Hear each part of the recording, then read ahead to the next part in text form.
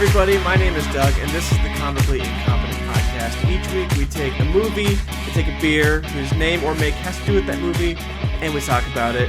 This week we're talking about Thor Ragnarok with our guest Dominic. Dom, how you doing? I'm doing great. I like this movie. Me too, I like it a lot. Before we get into it though, I have a beer that I've been holding on to for a very long time. Because Unsung Brewing, an old friend of the show, we've done their beer a lot, came out with Thor Mode. Hey, that's perfect. This beer came out the day Chris and I recorded for Thor the Dark World. And I was like, I guess I'm holding on to this one for how many episodes until we get to Thor Ragnarok. We'll talk more about the beer at the end of the show, though. Cool. Though I do want to throw something at you. I thought of a new segment I'm going to try out. Okay. So hit me. This segment is called Question of the Week. If you guys have a question, feel free to leave it in the comments in our YouTube channel or tweet at us, put it on Instagram, whatever you guys want to do. But Question of the Week. This question has nothing to do with anything we're talking about this week. It has nothing to do with the show, comic books, beer, anything. It's just whatever I thought of on my drive home from work right before we recorded this. So, here's my question of the week. For every punch you take from this person, while conscious, you get $1 million. Now, who do you choose to take those punches from? Floyd Mayweather, Shrek, or Edward Norton Hulk? You have to be conscious per every hit. So if you get hit and you stay awake, that's $1 million. You get hit again. Am I getting hit by Bruce Banner or Hulk? You're getting hit by Hulk. But I'm saying Edward Norton Hulk because I feel like that was a little less strong than the Hulk we're about to talk about today. Still Hulk. I'm not going to say full power Hulk, though. Like 50%. I'm going to say Mayweather. You think you can stay up on Mayweather for how many hits do you think you can take? I think I could stay up for 2, maybe 3. Get 2 million, maybe 3 million? Yeah. I think I could do that. I believe in myself. I thought of this question because I was like, I wonder who I could do. Then I thought, let's take it to a new level and let's add stronger people on. Mayweather would be the better choice, but I feel like that would hurt just as bad as everyone else. Definitely. But, okay. All right. Well, that was Question of the Week. Short segment that we're going to do every week. If you guys want to leave a question and I deem it worthy, I will ask it on the show in the coming weeks, coming episodes. So, Dom, thanks for indulging me in the new segment. I got a good one ready to go for Grayson's episode next week when we talk about Black Panther. Oh, boy. So, I think you just want to jump in the movie now? Sure, yeah. Yeah. So, I gotta say, this is immediately like top 3. This is directed by probably my favorite director, Taika Waititi. He's just so unique, like his whole style. It's so great. Good. He's so perfect. His style of comedy is exactly what I look for when I look at fucking comedy. I mean, What We Do in the Shadows, outstanding. Oh, beautiful. Personally, I think his best work. Hunt for the Wilder People, also just outstanding, amazing. He is so good. Jojo Rabbit was his latest one, also amazing. Yeah, that was really good. And this was just like perfect. I think he did a good job of blending like his comedic style and his directing style with a Marvel style. He's one of the few directors that you can see him kind of coming through on his Marvel movie. Oh, all over the place. Yeah, definitely. Not just the humor, like all of the just the visuals are totally him, and all the types of cuts he does. Yeah. It's a lot of fun. And just even I'm glad he's in it too. His little cameo is Korg. Korg is an amazing character. I mean, this movie it did such a good job of like, this is the first time we see Thor actually have some semblance of a character arc. Because he's so one-dimensional and nothing in his first 2 solo movies that to finally see him like grow as a character was very nice after how many years of doing this movies? Right. Chris Hemsworth was getting tired of playing Thor, right? Up until this one, and then this one totally changed it. Yeah, I feel like because Taika was like, let's explore this. Because I feel like when we started off with Kenneth Branagh directing the first one, he went into like a very Shakespearean direction, which does not lend itself to the rest of the universe that Marvel is building. No. And then I don't even remember the dude who did the second one, but he just kind of copied off what Branagh set up, which didn't go anywhere. Yeah. So it was nice to finally see him like actually do something. Yeah, have more dimensions. Yeah. As opposed to just the chiseled statue that he kind of was, even in Avengers. I mean, Yeah. I mean, he is a Greek goddess of a man. God of a man, but... definitely. Oh. Little slip of the tongue there. Freudian slip. But, I mean, Valkyrie, amazing character introduction. Hela, badass villain. Oh, Amazing yeah. villain. Which, She's hella tight. all right, I'm just going to hit stop recording now. We can just exit out and end the call. But it was weird. I don't know if you felt the same way, but I remember when I see Cate Blanchett, I think the Lady of the Galadriel. Yeah. The queen of the elves, basically. That's usually what I think. I didn't really ever see her as Cate Blanchett in this, though. I definitely saw her as like her own thing. 'Cause she was vicious. Oh yeah, she was dark and like intense and like she did such a good job. I was saying last week on the episode when Ab and I did Spider-Man: Homecoming how Michael Keaton was one of the best actors for a villain in the MCU. Not like best villain. Vulture was not one of the best villains of the MCU, but Michael Keaton acting. And I think right there, tied with him, is Cate Blanchett acting and playing Hela. Because, I mean, she was outstanding. She was cool. The only thing I thought was a little funny was when she ever, like, put the helmet on with, like, the spikes and the antlers. I thought that was a little weird.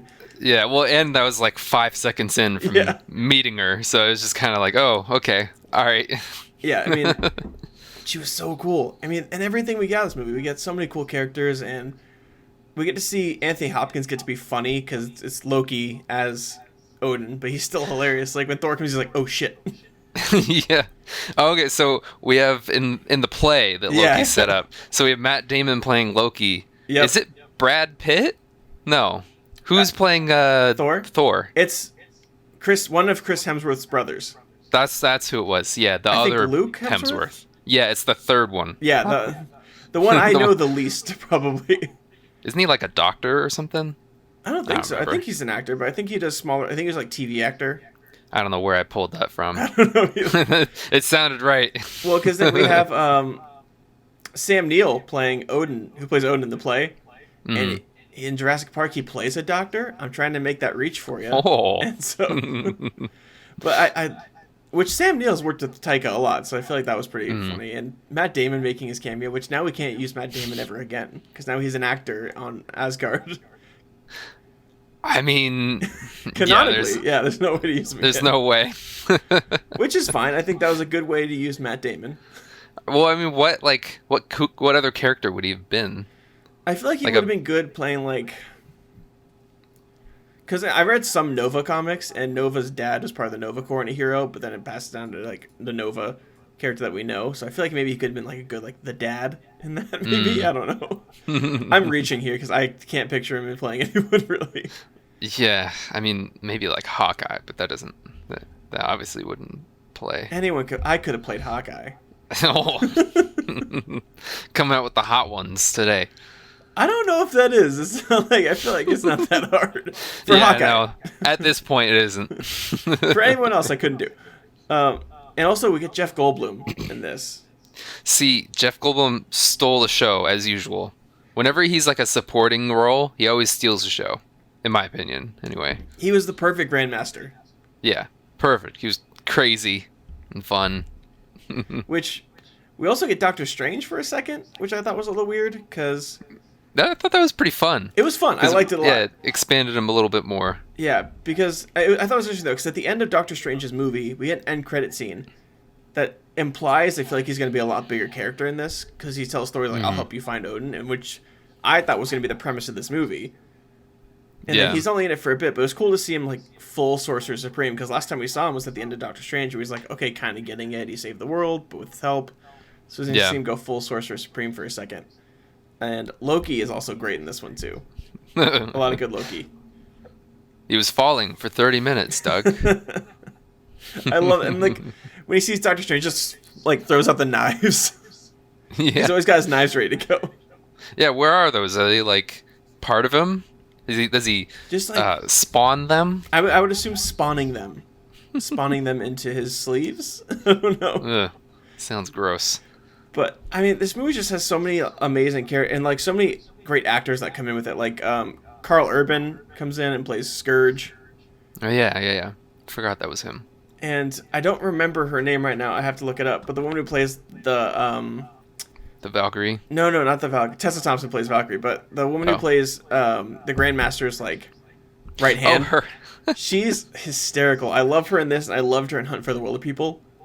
Yeah. She's fantastic in this. So I'm glad that Taika was able to bring in some of those like actors that he's definitely worked with in the past, and like people he enjoys working with.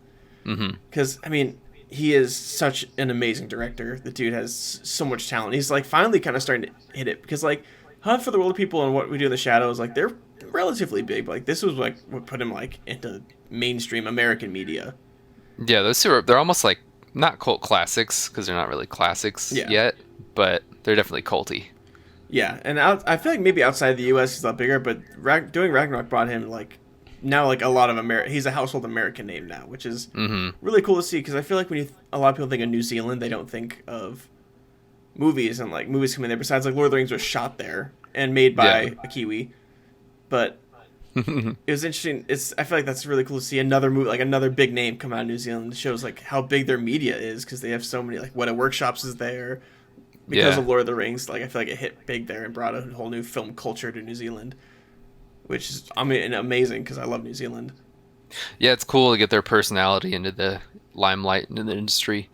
They just opened up an animation studio too, or Weta opened up an animation studio. Oh, and for in New Zealand. Oh, yeah. okay. For like animated movies. That's awesome. Yeah, so that'll be interesting. It'll be cool to see some stuff come out of there because I'm sure it's going to be some like high-end, really good animation stuff. Because I mean, all their work has been outstanding so far that I've seen. Yeah. And I think this is one of the better of the. I mean, one thing to talk about with you too is one. I think this is one of the better graphically, like artistically, like graphically movies they've done with the best CGI. Everything felt real. Nothing took me like. There's no moment where I was like, "Oh, that looked bad. I'm out of it." Yeah, all of the direction on all of the effects was obviously really good because they knew exactly not the points they wanted to hit, but like the styles that they were going for and everything. And I feel like that kind of is a theme from not now, but right before this and on in the MCU. This movie kind of solidified it, but even in like Captain Marvel later, like all of the designs you see are so good. Yeah. They're so cool and so well thought out. And yeah. I think a lot of that started with, I think James Gunn set up a very good like use of color because Guardians of the Galaxy is very colorful. And I think James Gunn kind of set the standard of like the color palette and like making sure that everything was like really high end, really original and really good, like good looking. So I feel like once Guardians of the Galaxy came out, they had like, this is what space in Marvel looks like now. And he set that tone. And then everything else has been such a good job of keeping that kind of like neon 80s amazing like look and color and feel to it. I mean, even like another James Gunn thing, I feel like he influenced a lot of like having immigrant song stuck like throughout this movie, which is amazing. I love that song. It fit perfectly with this movie. Oh, and when it first hit in the beginning. Yeah. Oh, it was so good. And then at the end when you have Thor coming down with the lightning for the first time and it's blasting. You're like, oh, this is so fucking cool. Yeah, it was tight. It was so good. I mean, it starts out with. So wait, we're 2 years after Ultron. Yes. And Thor. So we leave. Last time we see Thor is Ultron, right? And he's like, I need to go figure some stuff out. Like, I can't stay here. And then so we open up on this movie with him in a cage, just talking to a skeleton. Yeah. Talking to a skeleton in Surtur's lair. Surtur. I love that. You immediately see Taika's humor come out in that scene of when he's like got hanging by the chain. He's like, hold on. He's like spinning the other way. As Surtur's monologuing. Yeah, it's awesome. It's like immediately not something I would have thought of when a Thor movie, which is immediately funny. And Thor's immediately charismatic. Yeah, set the tone right away on this is what this movie's gonna be. Yeah. And then he calls his hammer and it takes hecka long. Oh, hecka. Yeah, I started there for a sec. I'm gonna tried bleep to decide that out between the two. The audio version. You definitely should. I'll keep one not bleep. That way the audience knows what you said. Oh no. Yeah, it takes But forever to get to him, and it's just an amazing. Surtur's really funny. Like Thor is mhm. charismatic as hell in this. Yeah, and I think Taika did a good job of making Ragnarok not like it's just this ever looming thing Yeah, that's coming on throughout the entire story, and they kind of set that in the beginning, but yeah. I mean, I like that because the whole movie you think like Thor stopped Ragnarok, like, and then you're kind of hmm wondering like why is it called Thor Ragnarok? For the first 5 minutes, he stops Ragnarok. yeah, and But then you start thinking about what Ragnarok is, and like me going into it, I thought Ragnarok was going to be like a villain or something. I didn't know it was yeah, going to be like an event. yeah, because I thought Yeah, Ragnarok in Norse mythology, I thought that was like a person or a monster or something. I don't know enough about Norse mythology. I'm not entirely sure, to be honest.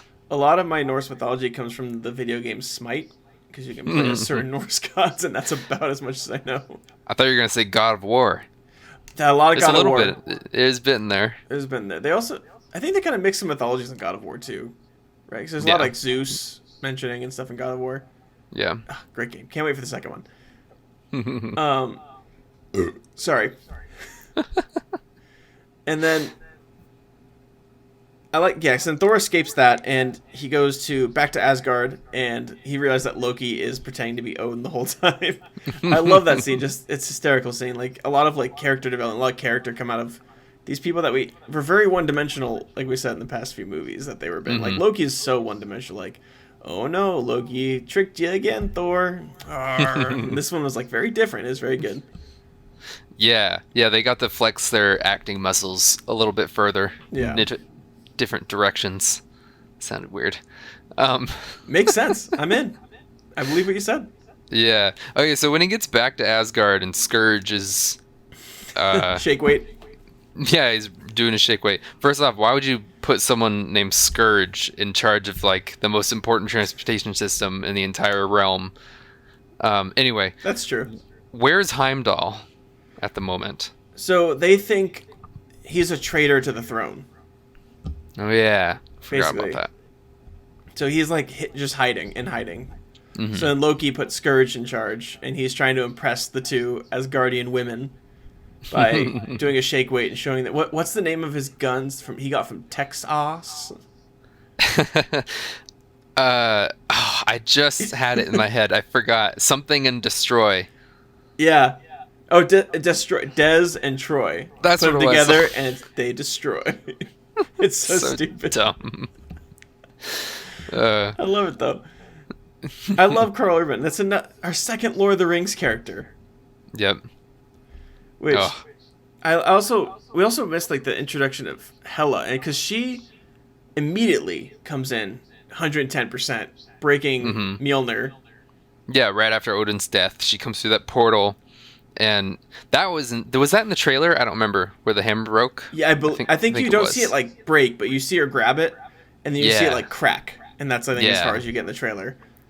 because that was like something that's unheard of at the time. Oh I mean, yeah, Cap's shield had stayed intact up until now. yeah. The hammer stayed intact. Oh, Because like no one can even lift it, and her to let alone stop it, because she's definitely not worthy. Showing her power to be able to stop it and then shatter it, while still not that's even being worthy enough to where most people can even lift it. that's interesting. I wonder what if she was worthy, Doug? What if that's why she could stop it? Then I don't know why we put She's so much part of faith in the- this hammer. Because if she's worthy, then something might be wrong with the hammer's ability to judge character. It knows Ragnarok has to happen. It does. The hammer was like sacrificing itself. It must Yep. go to save the rest of Asgard. Because Asgard's not a place, it's a people. Oh. We learn that later in the movie. There's so much of this movie that's so amazing. Like, and then even just Odin's scene where he's, you kind of start to see Loki kind of start to come around in the scene where they're saying goodbye to Odin, and he's like, "I love you, my sons," and you totally see that he didn't expect him to say that he loved him, Yeah. and you see that shock on his face of like, "Oh wow," 'cause, like, Sees how much he messed up. yeah. And you see that a few times that when Thor and him are in the elevator, and Thor's like, "You're never gonna be good. Let's face it." And he was just kind of like taken aback because he didn't want he wanted Thor to believe in him, Even if Yeah. he was wrong, he wanted Thor to be there. And when Thor was like, "You're just never gonna be good. That's fine." And Yeah. he was just like, Then he well, betrays him in literally the next scene. yeah, exactly. But then he kind of comes around. He comes back and helps him at the end of the movie. Yeah. But and then the Doctor Strange. I love one of my favorite scenes when they meet Doctor Strange. Is so they figure it out, and then Doctor Strange's like, "Oh, don't forget your umbrella." And then Thor just reaches out for the hammer and just starts. You're just glass shattering. Goes through like the entire building. Sanctum, destroying like ancient pieces of like I don't even know what ancient stuff.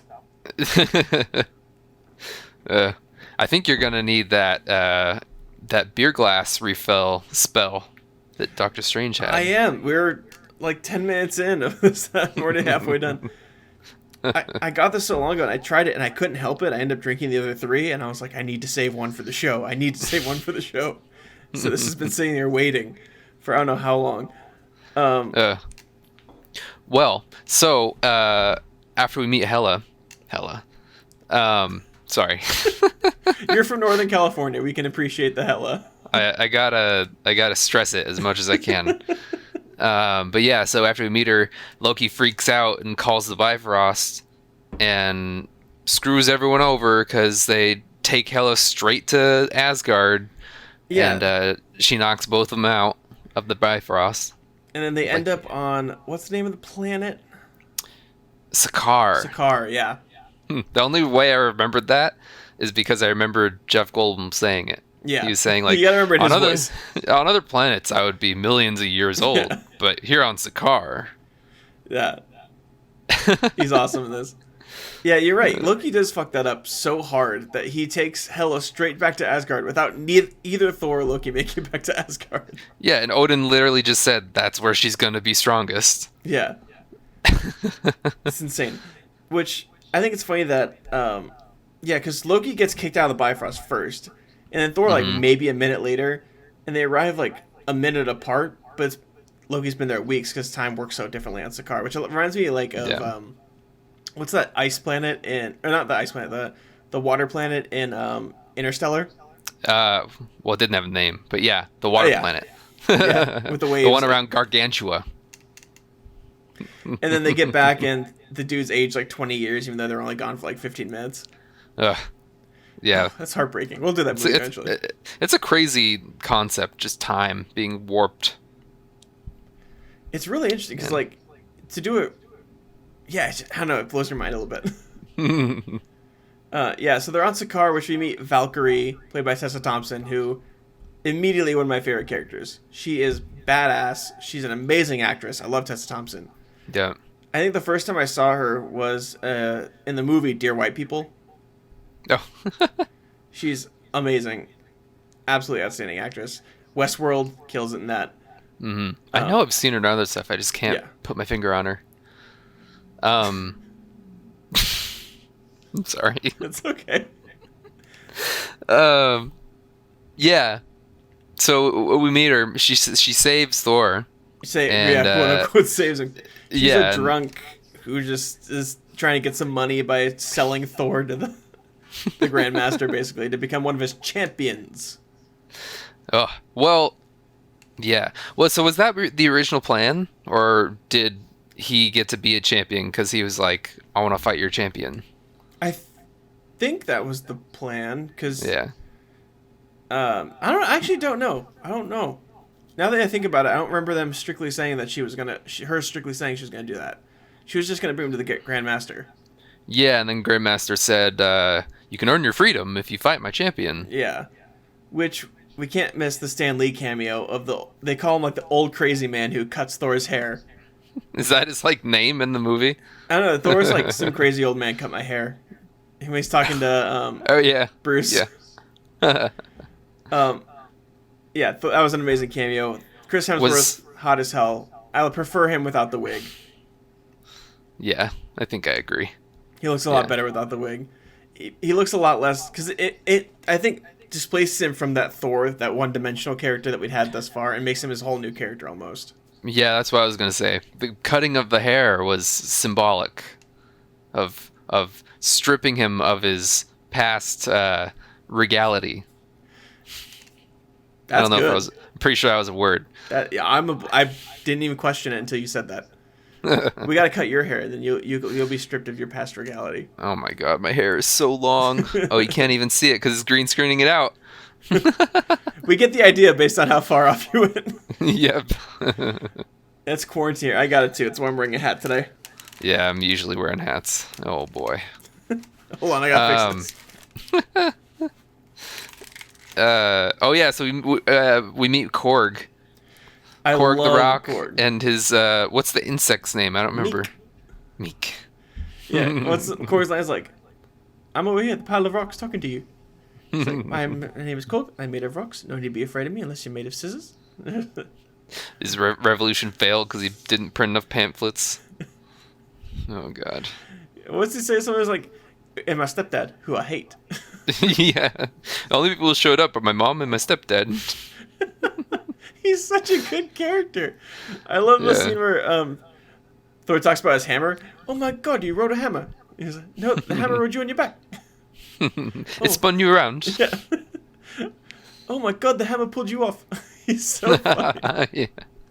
I love it. And then I love the line when Thor talks about losing his hammer, and he's like, it's almost like losing that hammer was comparable to losing a loved one. And Thor's like, yeah, exactly. He's I like so good. So I'll mention this later, but so we meet our champion. I love the reveal. And who is he, Doug? He's the Incredible Hulk. I wish they had not put him in the trailer, because that reveal would have been amazing. Oh yeah, I forgot he was in the trailer. It would have been really cool if they just had, because there's a shot where it like goes around the stadium. Mm-hmm. If they just had the green fireworks, yeah, I think that would have been enough. Yeah, right to kind of get people like maybe, but then to reveal him in the movie when you see the movie of bursting through the door, it would have been so cool. I loved seeing, because this movie really made the distinction of Hulk and Banner being two separate entities forced into one, basically one body. Because the other movies hadn't brought that up. Like, he's just kind of like, it's only Banner who can't control this thing called the Hulk, whereas this was Hulk making choices, being fully sentient, separate from Banner being fully sentient. Yeah, yeah. Which I love. I love Hulk in this movie. We see Hulk butt. Do we? Yeah, we do see Hulk butt. Hulk I forgot. ass. And Thor saw a lot more. Oh yeah, so they fight. Yeah. He fights Hulk. And we get to see some very cool lightning action. Yeah, we get to see him finally kind of like, he doesn't need the hammer. It's the introduction of like, maybe Thor doesn't need the hammer anymore, and he kind of starts lightning. I love that. I like when Hulk picks him up and starts doing that thing he did to Loki in Avengers, and Loki's like, yes, that's how that feels. It's just a great, like, I mean, again, it just would have been such a perfect scene if we didn't know until then. The trailer ruined that. I feel like not ruined it, but took something away from that scene. Yeah, that something could have been really cool. Yeah, exactly. But I love that fight. Then you get to see him and Thor. Thor's in a hot tub. He's got his own little room, and because he's the champion. I thought that was I love that whole part where they're just talking, and Hulk is like a friend. I like the Hulk like fire, Thor like water. Thor's like, well, I'm like fire too. He's like, no, but Hulk like raging fire. Thor like smoldering fire. I'm surprised Hulk could say smoldering. I was surprised by that. He's impressive. He's like smart for like all of a sudden he's pretty smart, not just the raging maniac monster. He's kind of like a child. It's kind of sad a little bit. A little bit, yeah. Like when Thor insults him, I forget exactly what he said. I think he said Earth doesn't like you. Yeah. Yeah, we call you the stupid Avenger. It's just their chemistry together. Like, even just Hulk and Thor was like their scenes were great. And Tessa Thompson's character coming in, she kind of works with him. He's like, I can't remember what she calls him, but he calls her Angry Girl. Yeah. Which then she says big guy, I think. Big guy, yeah. Yeah. I love that scene in skipping ahead a couple movies to Endgame when he's kind of smart Hulk. He's like, angry girl. And she's like, I think I liked you better either of the other ways. I I love forgot that about that. one. But yeah, I mean, I liked Hulk a lot this movie because I feel like like I said, we didn't get to explore Hulk at all before this. This was our first time like really getting to see the Hulk be a character. Because in the comics, the Hulk is its own character. Yeah, But he was basically just like not a plot device, but he was just like a tool in the other movies. Yeah. And then, what happens next? Thor sneaks the like taser device that was chaining him to the Grandmaster's will. He sneaks the device away from Valkyrie. Yeah. Does she have a name? Is that her name? I don't think we ever know. She's like Scrapper 412 or something like that. Yeah, I don't Until think then, they but say her actual name. Yeah, because she's. It's interesting, yeah, because she's a Valkyrie, but then we just call her Valkyrie. Yeah. But yeah, she's. Yeah. I mean, I just can't get enough of her. She's I want like a solo Valkyrie movie so badly, which we might get. Not going to spoil Maybe. anything, but just based on the way Endgame ended, we might get a solo Valkyrie movie. Yeah. I would love that. I would love to see that because she could definitely hold her own on her own movie easily as a character. So, still jumping ahead for one quick moment. In Endgame, she has her Pegasus. Yes. Where did that come from? I Are there more of them? No. Because Asgard is gone. Yeah, that's what I don't know where they made that. They gave her that. Yeah. Maybe they're not from Asgard. They were brought to Asgard, so maybe she went. But how would she get there? So you're telling me there's interstellar Pegasus dealers? God, I hope so. Where's that movie? Where's that Disney Plus TV show? Oh God. Anyway, back to reality. Snap back to reality. Oh, There goes Ragnarok. My mind's a little melted right now. that's okay. Mine too. I mean, I just got off work a little bit ago. Yeah. So in Thor, Banner, Valkyrie. So Loki kind of comes along and he's like, "I'll help you guys," but he's not gonna help them. He just wants to be in the Grandmaster share because he's just like happy being there on Sakaar. Yeah. He kind of weirdly likes being there. I feel like he kind of flip-flop on his own a little bit, but obviously that's what he's going to do. And I feel like that elevator ride that you mentioned where he talks to Thor a bit, that kind of solidified his decision on not betraying him, but doing what he was originally going to do. Yeah. Because I feel like he flip-flopped a little bit between like wanting to be back on Asgard and everything with Thor. Like, he was struggling a lot through this movie, which you got to see kind of like an internal struggle. Like he wanted to help Thor, but he also knows like he kept he was like forcing himself to be bad throughout this movie. Like he wanted to, you could tell like he deep down he really wanted to help, but he's like, no, I can't help. I need to be Loki. So he kept forcing himself to like fuck Thor over, and then just constantly. Which I love the line when Thor's like telling the story. He's like, one time we were kids, I found a snake, so I picked it up because I love snakes. And it turned out it was Loki. Loki transformed back into someone, stabbed me. And Loki's just laughing at the story. But yeah, before that, we get Hulk turning back into Banner. Because he'd been stuck in... I love Bruce in this one, because he'd been stuck in the Hulk for 2 years. And he comes out real weird. Yeah. He's a real weird dude in this. And that whole transformation back was pretty sad. Because the reason he transformed back was because Thor got back to the Quinjet.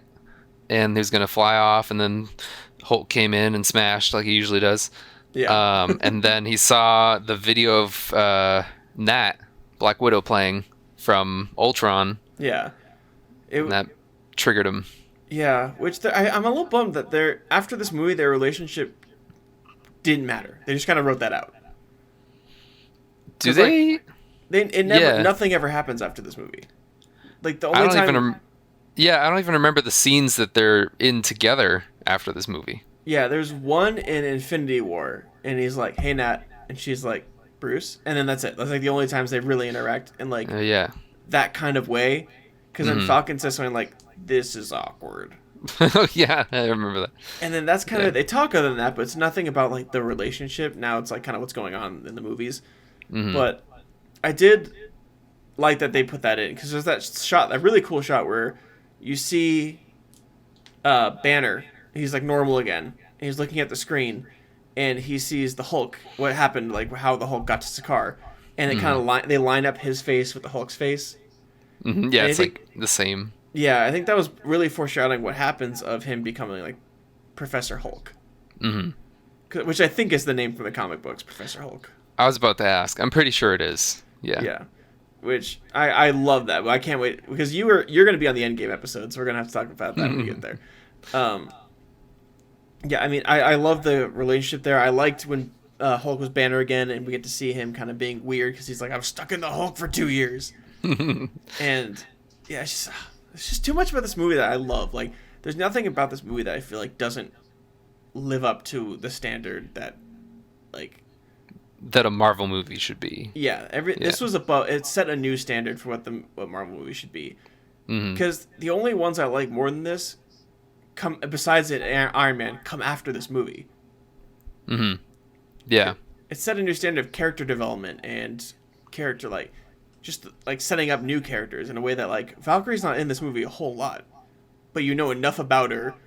And that scene where she's kind of explaining not explaining, but you see like what happened with Hela the first time. Mm-hmm. Holy shit, that's a cool scene. Yeah, beautiful. Yeah, I mean, very well directed. Yeah, and I don't know how they shot, if they shot that or if it was all CGI'd, like entirely. Probably the majority of it. Yeah. But and a lot of plates, or comps for people who don't know what a plate is. I still don't know what a comp is. Layers. Ah, yes. Okay. There you go. If my brain stopped. Yes. I don't know what a comp or anything like this because we're both in that section of like production. I do the part that then we send to you to do your big part, so I don't know that part of it. Like at my job, we shoot stuff and then we send it to people like you to do all that stuff. People like me. You know what I mean. What do you mean? Professionals. Because we're not good enough at it to do it, so we send it to people who are good at it. Isn't that like every job in the world? Exactly. That's what I'm saying. So I don't know your private. So I don't know what a comp. Well, I should know what a comp is. I feel like, but whatever. Yeah, and then I liked because then we kind of move on to like the next big scene is them back on Asgard. Mm-hmm. And they're gotta fight Hela, which Thor loses a fucking eye. Yeah, she like slashes him, right? Yeah. Yeah. She's way too powerful. Like, there's no way they were gonna beat her. Like, they basically Thor pulls out a lightning bolt that would have killed any other being, probably even done a number on Thanos, and it didn't even phase her. Mm-hmm. Oh, okay, I had a question. Yeah. So, Hela versus Thanos. Hela after she like conquers Asgard and everything. If Ragnarok had never happened. Yeah. Yeah. Yeah, I'd say her. I would probably say her too. She becomes so goddamn powerful. Mm-hmm. Even though there's one thing I don't like about her, really, and it's kind of like she only has one trick, like shooting swords at you. Basically, or not, swords. I mean, she can shoot giant swords at you, but it's still really cool. But that's my only gripe, I think. She's just, even if like that wasn't like the knives and swords were not enough to kill Thanos, she would outlive him in a fight because doesn't seem to be anything that could take her down. Yeah, because she never got hurt by anything. Yeah. Yeah, she got maybe stumbled, or she got stabbed through the chest at one point, and nothing happened. Yeah. There's no blood. Which I think also, because there's that scene where she's going through Thor's like trophy, or Odin's trophy room, and she sees an Infinity Stone. She's like, "That's interesting," but like, she's not even fazed by it. Yeah. Like, even she doesn't find that important enough. So I feel like if Thanos were to come at her with Infinity Stone, she'd be like, "Nah." Just kind of slap him to the side. Yeah, just goes to fight Galactus or something. That would be a fight. She'd lose to Galactus, I think. Oh yeah, but I would assume the Planet Eater. Yeah, maybe. Yeah, because I love that fight on the bridge that we get toward the end of.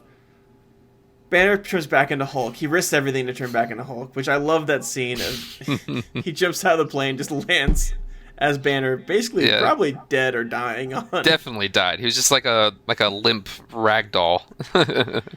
And his fight between him and Fenris, however you say it, Fenrir. I think it's Fenris. Yeah, I think it's. I thought it was Fenrir, but then I think in this it's Fenris. I've heard it both ways. I think in the movies they say Fenris. Yeah. But tight. Yeah. I didn't think it was gonna be that cool because he's just a wolf. Like, what is he gonna do? But no, it was really cool. Yeah, and I think it puts into perspective how big Fenris is when Hulk goes to fight him, and he's still pretty small compared to the giant Hulk wolf. is like the size of two of his teeth. Yeah, like... he's tiny compared to him. But that fight was this whole scene, and then you get like Thor learning they doesn't need the hammer, so Immigrant Song starts playing as they're fighting. It's like, we had to. That probably blew out the mic right there. It's okay. I'll lower the volume. Perfect. I loved it. I mean, everything about this scene. We get Korg fighting. Korg's hilarious. Meek is fighting. Loki's fighting. Heimdall's fighting. Like, we get this group of, like... But none of it feels, like, clustered. Like, none of it feels, like, too much. Mm-hmm. Yeah, It I did agree. such a good job of, like, making this feel like it had purpose, and everyone there had a purpose. That no one was there... No one seemed gratuitous. Yeah, I agree. I'm forgetting what happens right after this fight. So then he sends Loki to go start Ragnarok by putting Surtur's crown. Thor thinks it's his eyebrow. Surtur's crown into the eternal flame, which then summons Surtur to become the size of the planet, basically. Mm-hmm. He pulls out his sword. Yeah, you can't see my sword. I see it. I know what you're talking about. That part was awesome. And I liked when they're like, all we need to do is let Surtur destroy the planet, and then Hulk just comes barreling through and starts fighting Surtur. And they're like, Hulk, you idiot!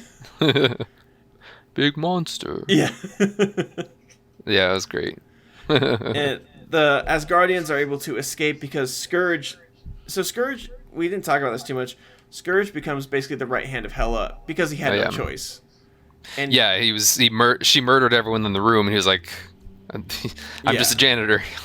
Like, just to survive, like, he needs to do it. And then he sacrifices himself to save all the Asgardians. Yeah, he hits her in the back, right? And then she just kind of slaps him. He destroys all of the, like, her army coming in. And then he jumps off, destroys the rest, and then, hits her in the back. Like, does this whole thing, and then sacrifices. And then she ends up just killing him. Yeah. With no effort, because he's just a person.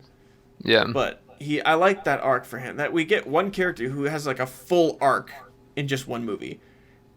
Like, we know everything we did know about this character. We know everything as he becomes, and then we know everything as he dies. Like, it's this one full arc. I thought that was really interesting to see. Yeah, it's done pretty well. I was surprised how well put together he was when I first saw the movie. Yeah, I think that's attributed to writing, as well as Karl Urban is an amazing actor. Yeah. And yeah, so then Surtur destroys Asgard, destroying Hela in the process, because she's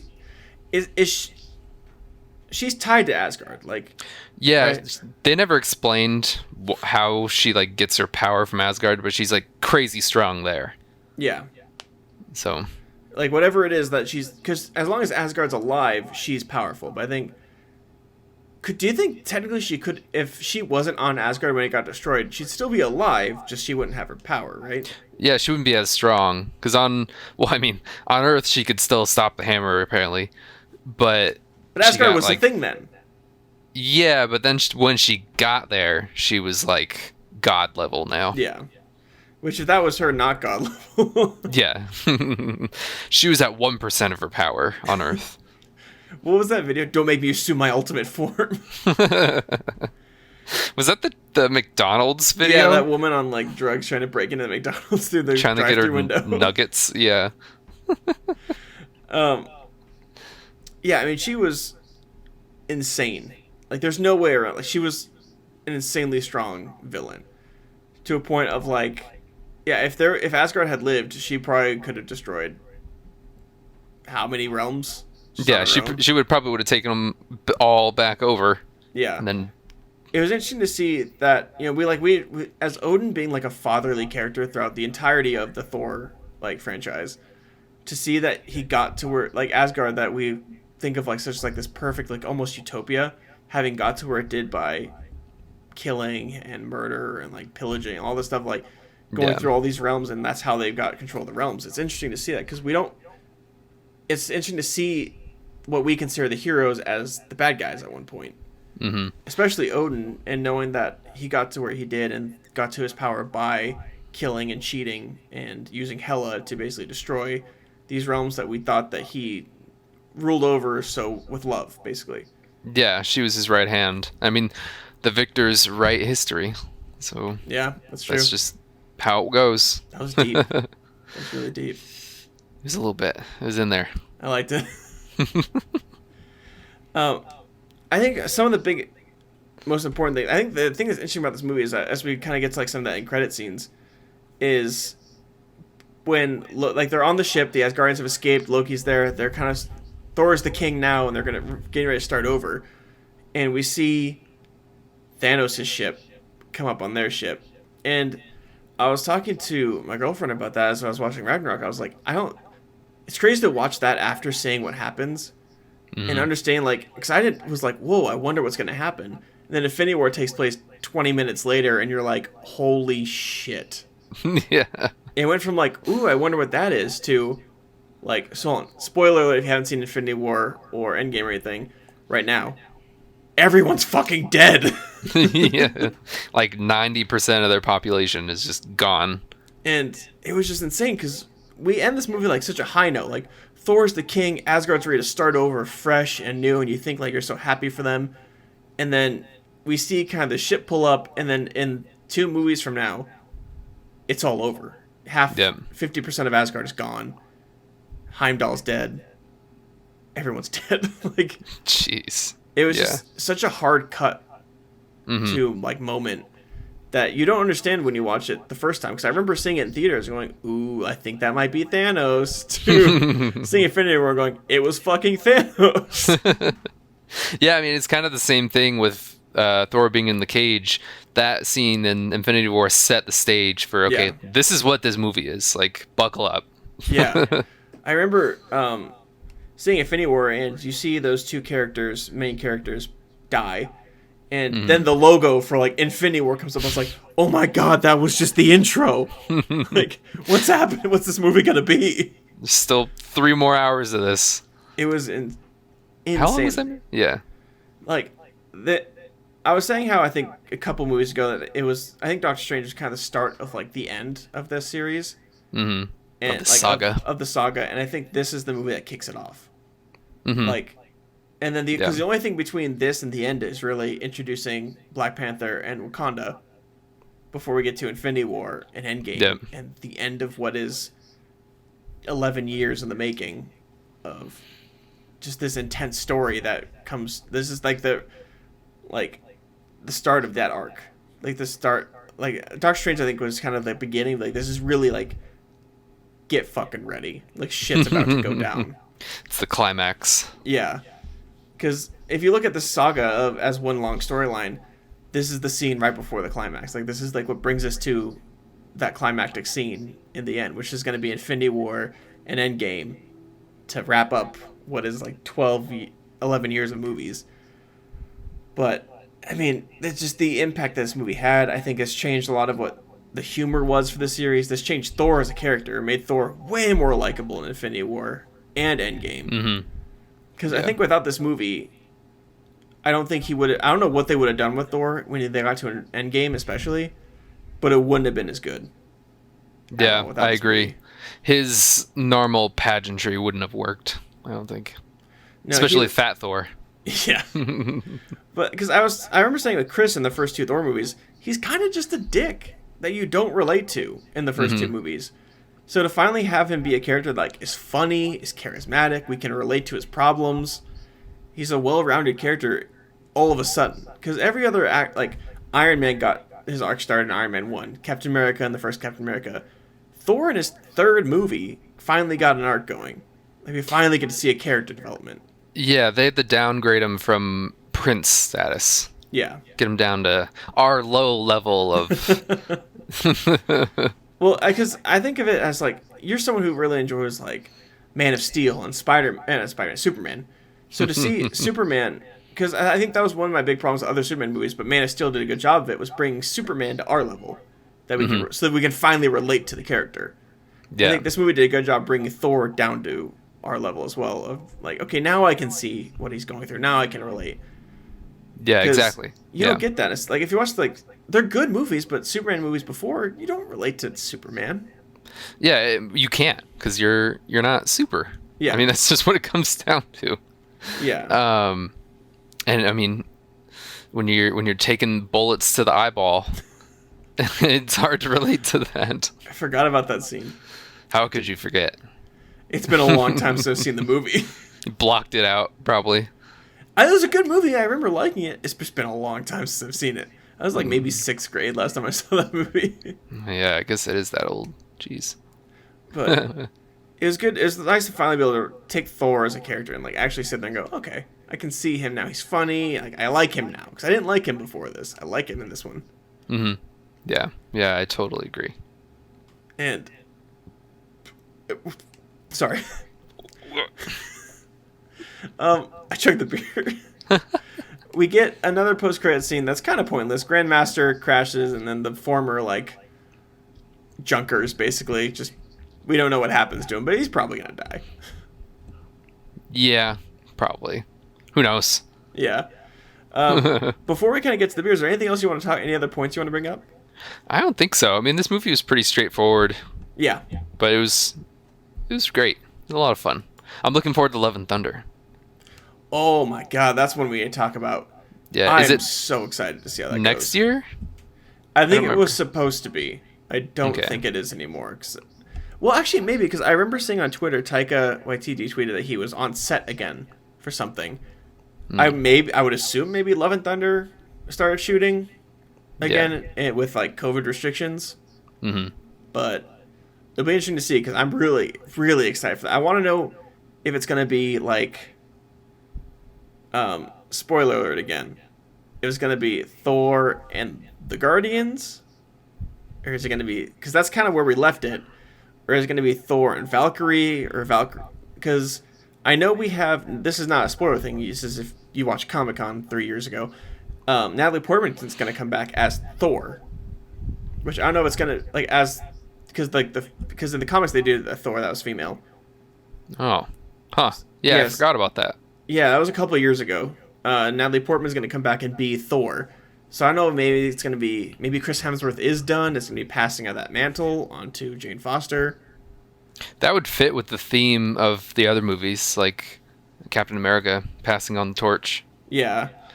How would she become Thor? I don't really understand that one. I never read the comics of that, so I don't know. So it'd be a nice surprise, but I think they could do it well. I think they could definitely do it really well, and something that Yeah. I think this maybe a movie with them working together, and then we kind of phase Thor out. Maybe in the next one, if they do another Thor movie. Mm-hmm. But Oh, that's it. Love and Thunder. She's his love. Yeah. He's gonna give her the thunder. Sounds weird. this is a family-friendly podcast. These are family-friendly movies. So. But yeah, I'm all for more Natalie Portman. Yeah, because last time we saw her was in Thor: The Dark World, which was kind of a movie, like not very good. So it'll be interesting to see how they bring her back in, because I know she didn't want to continue anymore. But probably when they came to her and said, "Hey, you're going to be Thor," she was like, "All right, I'll do it." If I have to. Yeah. Because I mean, she kind of had the same deal. She was basically the same character in the second one. Yeah, I mean, there was nothing. They didn't give a whole lot to her character. Yeah. So I mean, I'd love to see her become Thor with somehow. Maybe I have no idea how that would happen. Mm-hmm. I'm sure there's people out there who do know. Don't tell me. No spoilers. Because I do want to find out. Because I think that'd be amazing. I think she'd kill it. I love Natalie Portman. I mean, have you seen Annihilation? Not Annihilation. Oh yeah. Okay. Natalie, I love Annihilation. Yeah, I was gonna say that would be something that I could see you absolutely loving. It's such a good movie. She was really good in that too. That was, I think, one where I could kind of see like, okay, she could do a good job in this like Marvel, because it wasn't Marvel-y, but like I don't know, I kind of drew a connection there. You saw different facets of her acting and character. Yeah, which one person I want to see. And speaking of Annihilation, Oscar Isaacs would be dope in the MCU somewhere. Yes, I love him. He's gonna be in Dune. He's gonna be Duke Leto. I'm excited for that. I'm so excited for that. I finally got around to I'm not done with the book, but I'm so close. Well, you only really have to. We'll talk about that later. Yeah, But we'll get to that later.